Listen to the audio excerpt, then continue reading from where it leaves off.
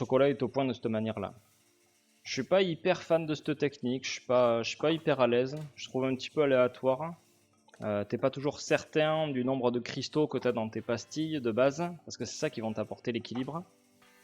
Je le fais pour dépanner, pour aller vite et sur des petites quantités. Pour faire des petits collages ou du pré-enrobage par exemple, mais pas. Je m'y risquerai pas pour faire des tablettes par exemple. Peut-être qu'il y en a qui sont très à l'aise avec ça, mais je suis pas hyper fan. Et bienvenue à Saïd, à Phoenix, Phoenixia. Bienvenue à vous sur la chaîne du chocolat. T'as vu June, c'est dur à écrire en ce moment. Je suis sûr que t'as bugué. Ensemencement. Encore faut-il avoir une étuve à la maison? Oui, tout à fait. Après, un four fait l'affaire, mais bon, faire fonctionner un four à 30 degrés pendant toute une nuit, c'est énergivore aussi. Comment bien conserver le chocolat du coup pour qu'il dure plusieurs dizaines d'années? Alors, vraiment, l'idéal de l'idéal, c'est déjà que ça subisse aucun courant d'air, aucune interaction avec l'extérieur, donc pas d'humidité, pas de courant d'air, donc bien filmé, vraiment filmé à fond, qu'il n'y ait pas un souffle d'air ou un gramme d'humidité qui sont en contact avec le chocolat. À l'abri de la lumière, dans une température totalement stable, 16-17 degrés, pas de variation. À l'abri des fortes odeurs, à l'abri du soleil. Il peut faire très froid si vous avez un rayon de soleil qui tape sur votre tablette, ça la fait fondre.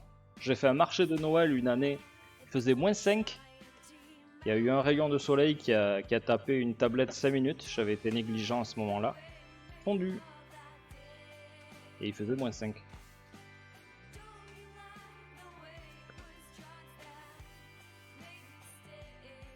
Alors ouais, une cave à vin, c'est l'idéal quand même pour conserver le chocolat. On en parle plusieurs fois. Voilà. Après, l'idéal, c'est avoir du vin dans la cave à vin, mais bon. Je crois que les deux se marient très bien.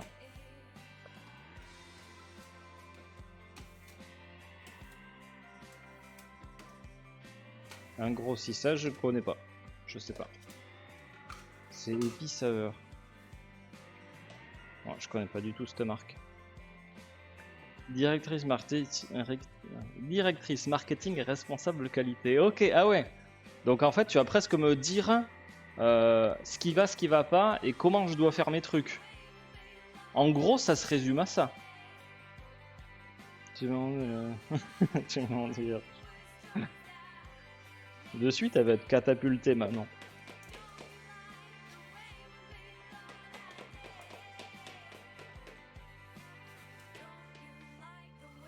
Salut Ferrystink, bonjour à toi, comment vas-tu? Découverte dans le live qui parle de chocolat, exactement. Et on fait pas que parler, on en mange aussi, on en fabrique et tout ça. Pour le moment, on est la seule chaîne au monde à... Enfin, je suis le seul artisan chocolatier au monde à faire ça, jusqu'à preuve du contraire. Et jusqu'à ce que mon pote Julien se lance.